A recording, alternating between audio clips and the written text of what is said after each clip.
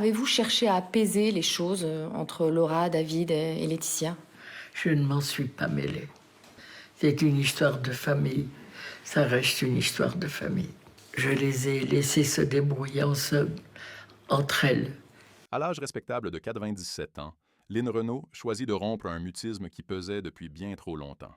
Cette icône vivante de la scène française est celle-là même qui propulsa Johnny Hallyday sous les feux des projecteurs en 1960 a enfin pris la décision de s'exprimer, de livrer sa propre vision de la querelle successorale qui a fracturé le clan Hallyday, et de révéler sans détour le fond de sa pensée sur Laetitia, l'épouse endeuillée du rocker. Et ce qu'elle s'apprête à confier dépasse de loin tout ce que l'on pouvait s'imaginer. Derrière sa réserve légendaire se dissimule une femme qui a été témoin de tout, qui a tout perçu, et qui aujourd'hui ne veut plus se taire. Retour au 18 avril 1960. Dans les studios de la RTF, sur le plateau de l'émission L'école des vedettes, Lynn Renault s'apprête à soutenir un jeune artiste alors totalement inconnu. Elle est âgée de 32 ans, lui n'en a que 16. Ce jeune homme réservé qui fait son entrée dans le studio dégage déjà une aura indescriptible, un magnétisme exceptionnel. Lynn le perçoit sur le champ. Avant même qu'il ne prononce une parole, avant même le premier son, elle sent intimement qu'elle se trouve face à un individu hors du commun. Ce jour-là, Johnny Hallyday réalise sa toute première apparition sur un écran de la télévision française, et Lynn Renault devient officiellement sa marraine de cœur dans ce milieu. Leur rencontre va bouleverser le cours de leurs existences. Johnny est impressionné, presque pétrifié par le trac face aux caméras. Line le réconforte, le stimule et l'aide à prendre confiance en lui. Elle introduit ce nouveau talent au public français avec un aplomb qui contraste radicalement avec la fébrilité du jeune novice. Personne ne peut encore s'en douter, mais cet instant précis marque le commencement d'une épopée qui s'étalera sur 57 ans. Sons and Hitter, une complicité inaltérable, intense et véritable. Johnny l'appellera sa vie, durant sa marraine. Et elle le chérira sans cesse comme son propre fils. Durant plus d'un demi-siècle, leurs chemins ne se sont jamais séparés. Lynn fut aux côtés de Johnny à chaque étape majeure de son parcours, des succès éclatants sur scène, aux tournées gigantesques, mais aussi dans les périodes les plus tourmentées, celles des dépendances, des démesures, des égarements. Elle a été le témoin privilégié de tout cela. Elle connaissait le Johnny public, cette bête de scène qui enflammait les stades. Mais elle connaissait surtout l'autre Johnny, l'être humain, qui se cachait derrière le mythe, celui qui était assailli par le doute, celui qui souffrait, celui qui était dans une quête éperdue d'amour et de reconnaissance.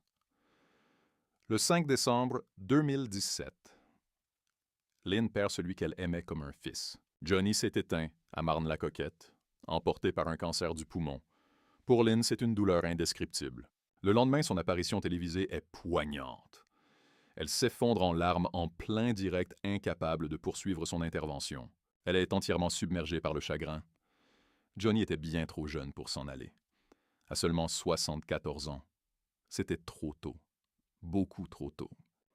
Plusieurs jours après, durant la cérémonie d'hommage national à la Madeleine L'Aine, s'adresse à des millions de Français en deuil. Sa voix est chevrotante. Elle a bien préparé un discours, mais au moment de monter à la tribune et de voir le cercueil de Johnny juste là, la violente réalité la frappe de plein fouet. C'est une vision qu'elle n'avait jamais pu envisager. Johnny gisant dans un cercueil. Cet homme qui paraissait immortel, ce combattant infatigable, celui qui se relevait toujours, reposait là sans vie. Lynn ne peut articuler que quelques mots, le cœur en miettes. 57 années d'une amitié fusionnelle prenaient fin dans cette église de Paris. Cependant, ce n'était que le prélude d'un drame encore plus déchirant. Quelques semaines après les obsèques, le testament de Johnny est rendu public, créant une onde de choc national. Le rocker a décidé de léguer l'intégralité de son patrimoine à Laetitia et à leurs deux filles, Jade et Joy. La totalité, la fortune, les droits musicaux, les demeures, les objets intimes. David et Laura, ses enfants biologiques, sont laissés pour compte, sans un seul euro, ni même une ligne d'explication. Ils sont tout simplement et radicalement déshérités. Line apprend cette nouvelle stupéfiante comme tout le monde en lisant la presse.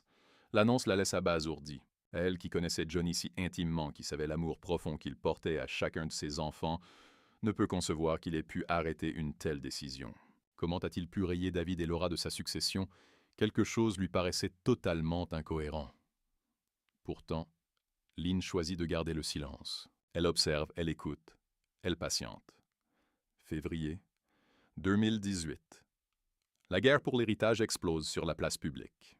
David et Laura portent l'affaire devant la justice pour contester le testament. Laetitia défend avec acharnement le document qui fut rédigé en Californie. Les avocats s'invectivent et les médias entrent dans une frénésie. La France se fracture en deux camps. Les uns prennent parti pour les enfants aînés, les autres se rangent du côté de la veuve. C'est un chaos médiatique sans précédent, et Lynn Renault, sollicitée de tous les côtés pour donner son sentiment, sort enfin de sa réserve. Dans un entretien accordé au journal Le Parisien, elle prononce une phrase dont l'écho est assourdissant. « C'est épouvantable. Je suis certaine que Johnny aurait un chagrin immense de voir cela. » Lynn ne choisit aucun camp, refusant de prendre parti, mais sa déception est plus qu'évidente. Arthur, qui a toujours fait de la discrétion, de la pudeur et du respect de la vie privée ses maîtres mots, regarde avec effroi cette querelle se déballer en pleine lumière. Le clan Halliday étale ses déchirements aux yeux de tous. Et pour Lynn, c'est une véritable profanation de la mémoire de Johnny. Elle poursuit en disant « Cette histoire va s'éterniser. Ça va virer à Dallas et coûter des millions en avocats de chaque côté. » Sa prophétie se révélera d'une terrible exactitude. La querelle judiciaire va s'étendre sur plus de 2 années interminables. Des fortunes sont englouties en honoraires d'avocats. Les rancœurs ne font que s'intensifier. Durant toute cette période, Lynn veille à maintenir précieusement le lien avec chacune des parties. Elle échange avec Laetitia, converse avec Laura et observe la situation à distance en se gardant bien de s'immiscer. Cependant, ce qui la chagrine le plus profondément, c'est l'image publique que ce conflit projette. Il aurait fallu préserver le souvenir des funérailles grandioses de Johnny, cette image d'une ferveur populaire immense, un phénomène que l'on n'avait connu que pour Elvis Presley à Graceland. Il était essentiel de s'en tenir à cette mémoire exceptionnelle, un souvenir qu'il était impératif de ne pas venir souiller. Il faut maintenant laisser Johnny reposer en paix. Aux yeux de Lynn, la mémoire de l'artiste est une chose sacrée, et voir son nom entaché par une querelle pécuniaire lui est tout simplement intolérable. Néanmoins, Lynn se refuse absolument à porter la moindre critique à l'encontre de Laetitia. Bien au contraire, peu de temps après la disparition de Johnny, elle est l'invitée de l'émission 7 à 8 sur TF1.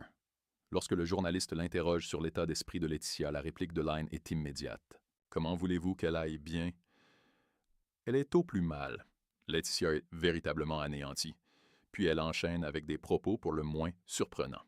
Sa bravoure m'impressionne profondément. Laetitia est une femme d'un courage exceptionnel. Elle possède une force de caractère vraiment remarquable. Lynn pousse même son éloge encore plus loin, la décrivant comme un véritable ange sur terre, une épouse dont l'amour pour Johnny était resté aussi vibrant qu'à leur début. Elle met en lumière l'appui indéfectible que Laetitia a offert à Johnny durant son long combat contre la maladie. Il a lutté jusqu'à son dernier souffle. Il refusait d'abdiquer et il faut dire qu'il a été remarquablement épaulé par Laetitia. De tels propos en ont surpris plus d'un à l'époque. Comment peut-elle ainsi prendre le parti de Laetitia alors que David et Laura traversent une telle détresse? En réalité, Lynn se refuse tout simplement à céder à la facilité des condamnations hâtives. Sa position à ce sujet est d'une clarté absolue. Ce n'est pas à moi de prendre parti dans cette histoire. Cela les concerne eux et pas moi.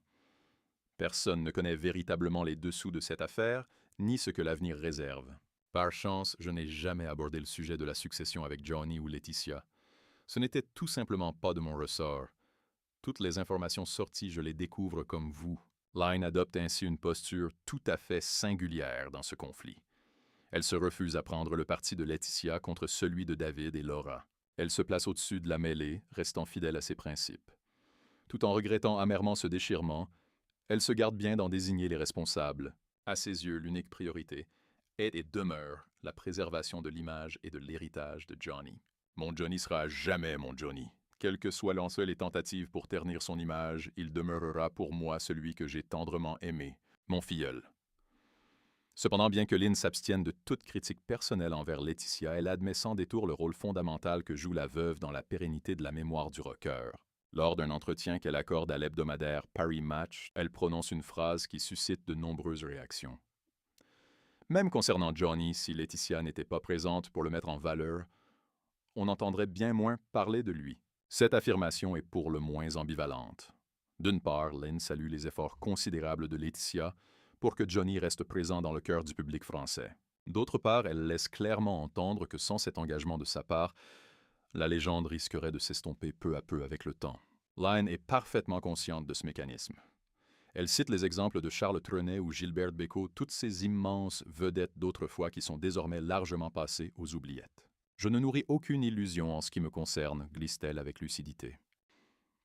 À 97 ans, Lyne sait mieux que quiconque que la postérité est une chose précaire. Il est impératif d'entretenir la flamme, de mettre en place des hommages, des expositions, des manifestations. Faute de quoi même les icônes les plus illustres finissent par disparaître des mémoires. Et sur ce plan précis, Lyne concède que le travail accompli par Laetitia est absolument remarquable.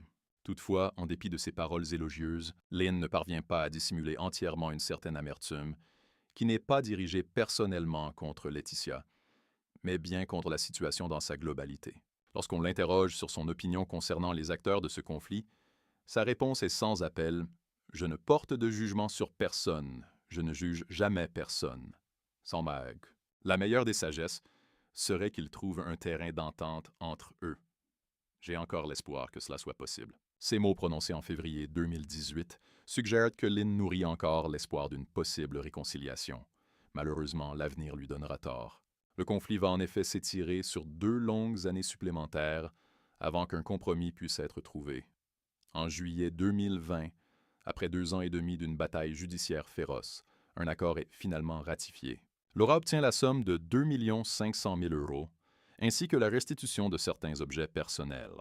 Son frère David, dans un élan de générosité fraternelle tout à fait extraordinaire, décide de lui céder l'intégralité de sa propre part d'héritage. Laetitia, quant à elle, conserve la majeure partie du patrimoine, mais elle hérite également d'un passif fiscal monumental s'élevant à 36 millions d'euros. Le conflit est terminé du moins officiellement. Cependant, aux yeux de Lyne, le dommage est irréparable. Le clan Halliday est désormais fracturé pour de bon. On retrouve David et Laura d'un côté et Laetitia avec ses 2 filles de l'autre. Jade et Joy évoluent sans vraiment nouer de lien avec leurs aînés. Les rancœurs demeurent sourdes et invisibles.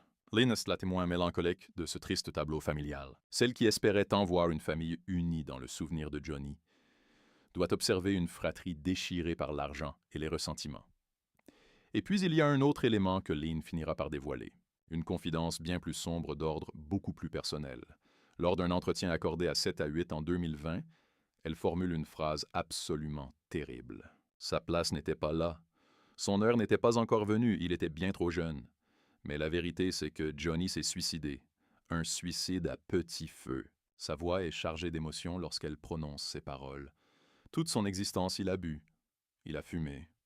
Il enchaînait cigarette sur cigarette sans discontinuer. À peine une cigarette était-elle écrasée qu'une autre s'embrasait déjà. Une véritable et lente immolation. Cette confidence résonne aujourd'hui comme un coup de tonnerre. Lyne Renaud dépeint un Johnny qui s'est consumé volontairement, pris dans une spirale infernale d'addiction entre l'alcool, le tabac et les abus en tout genre qui ont méthodiquement ruiné sa santé au fil des ans. Johnny n'ignorait rien de sa propre vulnérabilité. Il était pleinement conscient des dangers qui le guettaient, mais la force de s'arracher à ses démons lui a toujours cruellement manqué. Durant plusieurs décennies, Lyne fut le témoin privilégié et impuissant de cette lente dérive. Elle l'a observé s'anéantir sourd aux mises en garde répétées du corps médical et aux prières de son entourage le plus proche. Dans l'esprit de Lyne, cette fin tragique n'était absolument pas une fatalité.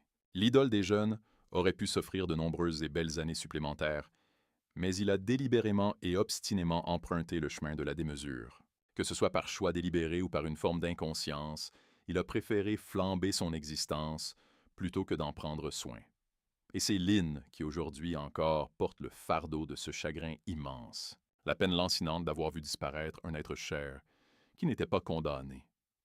L'insupportable souffrance d'une mère de cœur, voyant son fils de cœur s'éteindre bien avant elle. Désormais, en 2025, 8 années, après la disparition de John Lyne, Renaud porte un regard plus serein sur cette époque si tourmentée.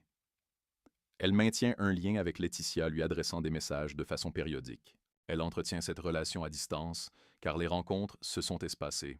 Le plus souvent, Lyne préfère la discrétion, se tenant à l'écart de l'agitation médiatique et des inévitables controverses. Elle a exprimé le fond de sa pensée, son message est passé. Sa seule et unique priorité dorénavant est de protéger la mémoire de celui qu'elle considérait tendrement comme son filleul. À 97 ans, Lynn Renault est parfaitement consciente que l'horloge tourne pour elle aussi. C'est un sujet qu'elle aborde d'ailleurs avec une clarté et une franchise qui forcent l'admiration. Elle confie sentir son corps ne plus obéir comme par le passé. Elle ne peut plus accélérer le pas, ni même se promener l'esprit ailleurs. La moindre distraction et c'est la chute assurée, admet-elle. Cette conscience de sa fragilité l'a poussée à tout organiser minutieusement pour ses propres adieux. Son souhait le plus cher est une cérémonie en l'église Saint-Sulpice, où elle serait entourée de son public fidèle, ses innombrables admirateurs qui l'ont suivie tout au long de son incroyable parcours. En mai 2025, Lynn a accompli un geste d'une immense générosité en léguant l'intégralité de ses archives personnelles à la nation française, le témoignage de plus de 80 ans de vie artistique. Un véritable trésor composé de souvenirs personnels, de documents inestimables, de clichés jamais dévoilés au grand public, de correspondances intimes et de contrats historiques. Tous ces fragments constituent le témoignage précieux d'une ère désormais révolue. Le ministère de la Culture a tenu à marquer l'événement par une cérémonie solennelle rendant hommage à ce don exceptionnel pour le patrimoine. Ce patrimoine inestimable sera désormais préservé au sein des Archives nationales, où il sera mis à la disposition des historiens, des chercheurs et de tous les passionnés d'histoire. Avec méthode et sérénité, Lynn semble tourner les dernières pages du grand livre de sa vie.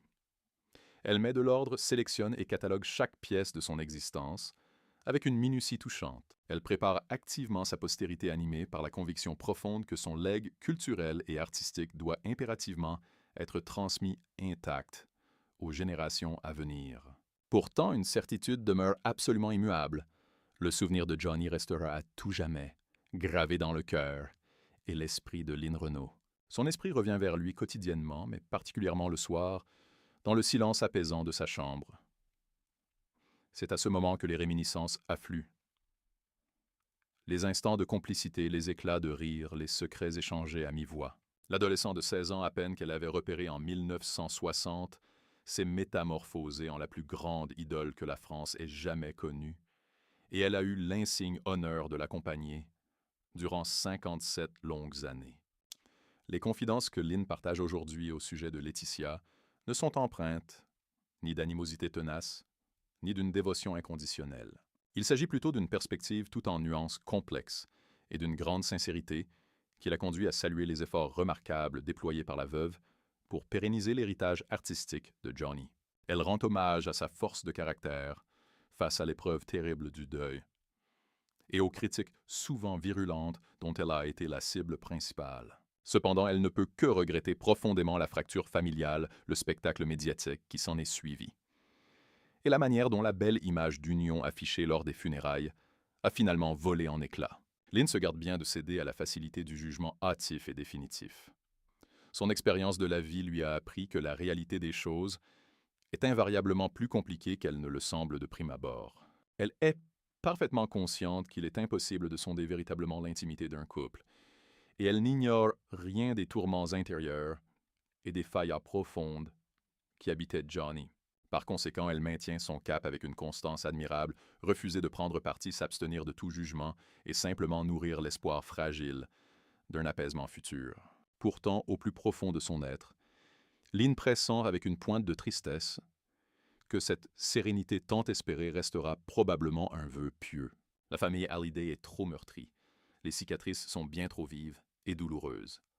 Un pardon total et sincère de la part de David et Laura semble désormais inenvisageable. De son côté, Laetitia conservera sans doute toujours une posture défensive. Jade et Joy seront élevés avec un certain récit des événements, tandis que Laura et David en conserveront un tout autre inconciliable. Et au milieu de ce chaos, Johnny, le seul qui aurait pu démêler le vrai du faux, est tragiquement absent. Ce qui subsiste avant tout, c'est son œuvre, sa musique, ces titres immortels qui résonnent encore sur les ondes. Ce sont tous ces albums qui continuent de s'écouler par milliers et les nombreuses compilations qui viennent régulièrement perpétuer sa mémoire discographique auprès du public. La légende Johnny Hallyday transcende l'homme, les querelles intestines et les déchirements familiaux, et c'est sans le moindre doute là que Lynn puise un certain et nécessaire réconfort. Elle se console avec l'idée que dans un siècle, lorsque les disputes successorales ne seront plus qu'une note de bas de page oubliée de l'histoire, des générations entières chanteront toujours avec ferveur « Allumez le feu » et « Que je t'aime ». Lynn Renault a tenu sa partition dans cette saga. Désormais, elle observe avec distance. Elle a parfaitement incarné la marraine protectrice et bienveillante, la voix de la sagesse, qui s'est toujours gardée d'attiser les braises du conflit. Elle a partagé ses convictions sans jamais chercher à offenser quiconque. Elle a ardemment honoré le souvenir de Johnny tout en se gardant de charger inutilement Laetitia. Elle a su préserver sa propre et immense dignité au cœur d'une affaire qui en fut si souvent cruellement dépourvue. Du haut de ses 97 ans, Lynn Renault nous livre un véritable et émouvant testament de sagesse. Elle nous démontre avec brio que l'on peut exprimer la vérité sans aucune once d'agressivité. Qu'il est tout à fait possible d'avoir des convictions bien ancrées sans pour autant choisir un camp et de promouvoir des principes forts sans jamais accabler ceux qui pensent différemment. Dans une époque de cacophonie générale où chacun s'évertue à imposer son point de vue et où les plateformes numériques deviennent les exutoires des animosités, Lynn, quant à elle, fait le choix de la mesure et de la nuance. Si ses confidences sur Laetitia interpellent, tant ce n'est pas par leur nature prétendument scandaleuse, mais bien par leur caractère exceptionnel dans le débat public actuel. Bien peu de témoins consentent à exprimer ouvertement ce que la plupart des gens se contentent de murmurer entre eux, à savoir que ce conflit successoral est un véritable drame, une situation qui aurait profondément anéanti Johnny s'il avait pu l'observer. Ils pensent également que Laetitia s'acquitte admirablement de sa mission de gardienne de l'héritage mémoriel du rocker, que David et Laura ont enduré une profonde injustice et qu'au final, personne ne sortira victorieux de cette épreuve. Ce que Lynn nous révèle, en substance, c'est que l'existence est complexe, que les individus sont pétris de contradictions, que les clans familiaux peuvent être unis par l'affection, tout en étant simultanément ravagés par les dissensions, que les questions pécuniaires font ressortir les aspects les plus sombres de la nature humaine et que la seule valeur qui mérite d'être sauvée, c'est l'affection. L'affection que Johnny nourrissait pour sa progéniture, la tendresse que Laetitia éprouvait pour lui, l'adoration que ses admirateurs lui vouent encore aujourd'hui. Lynn Renault est consciente que son temps est compté pour pouvoir encore témoigner. C'est la raison pour laquelle elle s'exprime maintenant, libérant ce qui pèse sur sa conscience. Elle honore la mémoire de son filleul.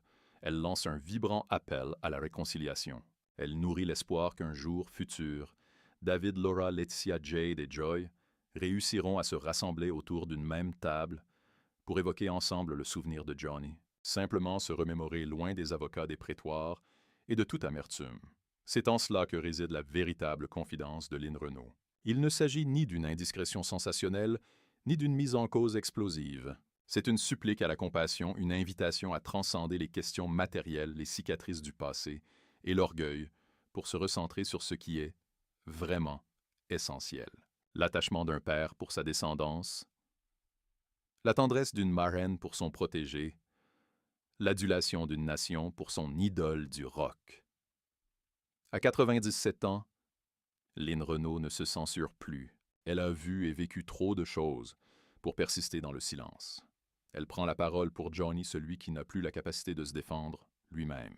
Elle s'exprime pour nous rappeler que derrière les fortunes, les demeures et les droits d'auteur, il existait avant tout un être humain. Un être avec ses vulnérabilités, ses égarements, ses dépendances, mais aussi un individu capable d'une immense tendresse, d'une grande largesse de cœur et de loyauté. Et vous, quelle est votre opinion à ce sujet? Cette bataille pour l'héritage était-elle une fatalité? Laetitia a-t-elle sincèrement mis tout en œuvre pour sauvegarder l'unité familiale, David? Et Laura était-elle légitime dans leur combat? Ou aurait-il mieux valu, comme le suggère Lynn, régler ce différend en privé, à l'abri des projecteurs et des salles d'audience? Une certitude demeure 8 années après sa disparition. Johnny Hallyday continue de susciter des clivages, de déchaîner les passions et d'alimenter les conversations. Et tant que Lynn Renault sera présente pour en parler, la vérité conservera au moins une porte-parole qui rejette autant l'imposture que l'animosité.